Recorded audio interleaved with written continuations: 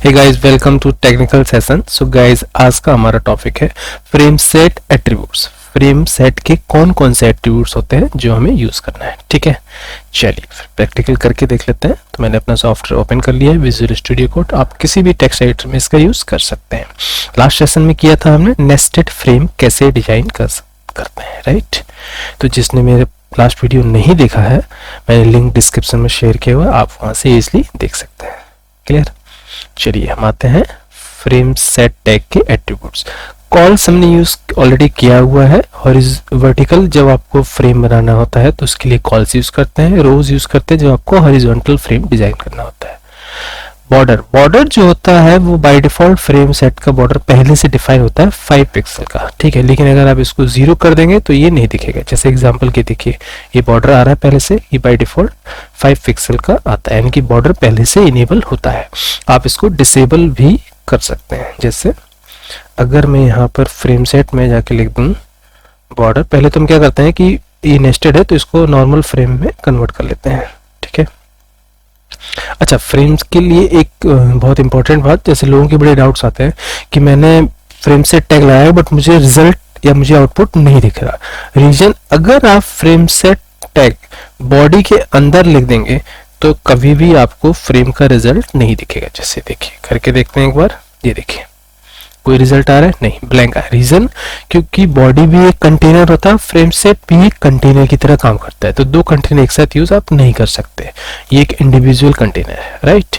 तो इसीलिए कभी भी फ्रेम सेट को बॉडी टैग के अंदर मत लिखिए। ठीक है, चलिए आगे बढ़ते हैं। पहले इसको एक बार रन करके देख लेते हैं। ये हमारा रिजल्ट आ गया। ठीक है, अब इसमें हम कर रहे थे बॉर्डर एट्रीब्यूट, जो कि बाय डिफॉल्ट 5 पिक्सल का होता है। अब मैं चाहता हूं मुझे कोई बॉर्डर नहीं दिखाना है, तो यहीं पर हम एक एट्रीब्यूट लगा देंगे, बॉर्डर इक्वल टू, इसमें कर देंगे 0। ठीक है, यहाँ पर हमने कर दिया, एक डबल कोट्स मिसिंग है, यहाँ लगा लेते हैं। ठीक है, बॉर्डर इक्वल टू क्या हो गया हमारा? 0। चेक कर लेते हैं। ये देखिए, अब बॉर्डर नहीं आ रहा, किसी भी फ्रेम का बॉर्डर नहीं आ रहा। ठीक है, तो इस तरह से हम बॉर्डर को इनेबल डिसेबल कर सकते हैं। अगर मुझे इसकी विड्थ ज्यादा करनी है तो मैंने यहाँ पर दे दिया 10 पिक्सल हो गया ये। अब देखिए, ये देखिए, विड्थ और बढ़ाना है तो 10 की जगह आप कर दीजिए 20। ठीक, चेक कर लेते हैं। ये देखिए, तो आप अपने बॉर्डर की विड्थ बढ़ा सकते हैं। ठीक, अब इसी में एक और एट्रीब्यूट होता है फ्रेम बॉर्डर। फ्रेम बॉर्डर का बेसिकली क्या यूज होता है कि ये होता है 3 डायमेंशनल बॉर्डर के लिए, जो कि बाय डिफॉल्ट इसकी वैल्यू 1 होती है। 0 का मतलब आप इसको हाइड कर सकते हैं। ये 3D जो बॉर्डर होता है वो ऑलरेडी इनेबल होता है बाय डिफॉल्ट। जैसे हमने लिख दिया frame BORDER equal to, by default इसकी वैल्यू 1 होती है, तो आप इसको 1 लिखिए या ना लिखिए, बात एक ही है। लेकिन अगर मैं 0 कर दूंगा तो बॉर्डर मुझे दिखना बंद हो जाएगा। अब देखिए, यहाँ पर बॉर्डर मैंने कितना दिया हुआ है? 20 पिक्सल, और यहाँ पे 0 कर दिया तो ये बॉर्डर क्या हो जाएगा? ऑफ हो जाएगा। तो ध्यान रखिएगा, अगर बॉर्डर या फ्रेम बॉर्डर किसी की भी वैल्यू अगर आपने 0 की तो फ्रेम का बॉर्डर दिखना बंद हो जाएगा। क्लियर। चलिए आगे बढ़ते हैं। बॉर्डर नॉर्मल कर लेते हैं 5 पिक्सल, या इसको रिमूव भी कर सकते हैं जैसा भी हो, क्योंकि बाय डिफॉल्ट 5 पिक्सल होता ही है। ठीक, आगे आते हैं नेक्स्ट एट्रीब्यूट पर। ये आपके फ्रेम सेट के एट्रीब्यूट्स कंप्लीट हो गए। अब आते हैं नेक्स्ट फ्रेम के एट्रीब्यूट, क्योंकि हम इसमें जब भी हम फ्रेम सेट बनाते हैं तो उसके अंदर हम फ्रेम टैग का भी यूज करते हैं, तो उसके भी कुछ एट्रीब्यूट होते हैं। जैसे पहला तो SRC का मतलब होता है सोर्स, यानी कि किस फाइल को आप ओपन करना चाहते हो इस पर्टिकुलर फ्रेम के अंदर। ठीक है, एक एट्रीब्यूट होता है नेम। हर एक फ्रेम का आप एक नाम भी दे सकते हो, जिसका नाम मैंने दे दिया F1, इसका नाम मैंने दे दिया कि इसका नाम दे दो F2। तो अपने रिक्वायरमेंट के हिसाब से आप हर एक फ्रेम का एक नाम भी दे सकते हो। नाम का कहाँ यूज होगा? जब हाइपर लिंक को हम किसी पर्टिकुलर टारगेट फ्रेम में यूज करेंगे तब हम इस नाम को यूज करेंगे, इस नाम को कॉल करेंगे। ठीक है, उसे हम बाद में देखेंगे। अभी आता है हम नेक्स्ट एट्रीब्यूट पर। नेक्स्ट एट्रीब्यूट है हमारा नो रिसाइज। जैसे बाय डिफॉल्ट जो आपके फ्रेम होते हैं, ये देखिए रिसाइजेबल होते हैं। ये देखिए, आप अपने हिसाब से छोटा बड़ा कर सकते हो।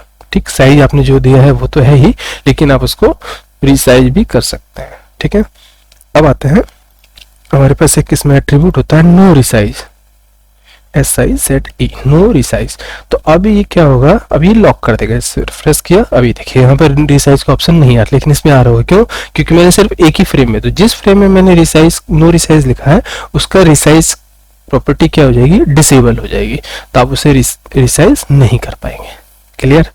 ऐसे ही जैसे अब इस वाले फ्रेम में मैं क्या करता हूँ, एक बड़ा पेज ले लेता हूँ, जैसे form.html हमने पहले भी बनाया हुआ है, ये देखिए, ठीक है। इसमें देखिए वर्टिकल स्क्रॉल है, क्यों? क्योंकि जो फ्रेम का साइज है वो आपका कम है और पेज का साइज, उसके अंदर जो बॉडी ऑफ कंटेंट है वो ज्यादा है, तो इसीलिए ऑटोमेटिकली क्या आ गया, स्क्रॉल आ गया। अब मैं चाहता हूँ कि इस स्क्रॉल को ऑफ करना, मुझे नहीं दिखाना है स्क्रॉल, तो ठीक है, तो इसमें आपका ऑप्शन होता है SCROLLING, स्क्रॉलिंग इक्वल टू, आप इसे कर दीजिए नो, ठीक है। लेकिन स्क्रॉलिंग को नो किस में करना था हमें, सेकंड फ्रेम में, तो ये हम यहाँ लगाएंगे सेकंड फ्रेम में, ठीक है। चलिए देखते हैं रिजल्ट, ये देखिए स्क्रॉलिंग रिमूव हो गई। तो वर्टिकल स्क्रॉल हो चाहे हॉरिजॉन्टल स्क्रॉल, अगर आप स्क्रॉलिंग ऑफ करना चाहते हैं तो उसको नो कर देंगे, बाय डिफॉल्ट ये वैल्यू यस होती है, ठीक है। चलिए आगे आते हैं नेक्स्ट एट्रीब्यूट पर, मार्जिन हाइट और मार्जिन विड्थ देना, ठीक। जैसे फर्स्ट वाले अगर हम फ्रेम को देखें, ये देखिए इसका रिजल्ट आ रहा है टॉप से, ठीक। अब मैं चाहता हूँ इसे मार्जिन हाइट और मार्जिन विड्थ यूज करना, तो इसमें मैं कर देता हूँ margin height HEIGHT equal to, मैंने पिक्सल देते, मैंने कर दिया टॉप से 50। तो मार्जिन हाइट का मतलब है टॉप और बॉटम से स्पेस देना, और मार्जिन विड्थ का मतलब होता है लेफ्ट और राइट से स्पेस देना। तो अगर आपको किसी फ्रेम में, मतलब फ्रेम में जो आप पेज देख रहे हो उसमें आपको टॉप और बॉटम से कुछ हाइट सेट करनी है या लेफ्ट और राइट से, तो उसके लिए हम यूज करते हैं मार्जिन हाइट और मार्जिन विड्थ। ऐसे ही आपके पास दूसरा एट्रीब्यूट होता है मार्जिन विड्थ, इसे कॉपी कर लेते हैं और यहीं पर मैंने पेस्ट कर दिया, ठीक, मार्जिन विड्थ, ठीक। इसको 50 पिक्सल दे दिए मैंने, इसको बढ़ा, इसको सेट कर देते हैं 1000 पिक्सल, ताकि हम इसका रिजल्ट प्रॉपर दिख पाए, ठीक है। चलिए देखते हैं रिजल्ट, ये देखिए लेफ्ट से 1000 पिक्सल आ गया, ठीक। राइट में इतना स्पेस नहीं, इसलिए आपको ये दिखेगा नहीं, बट लेफ्ट और राइट से जब भी आपको स्पेस देना हो तो मार्जिन विड्थ, और टॉप बॉटम से देना हो तो हाइट, राइट।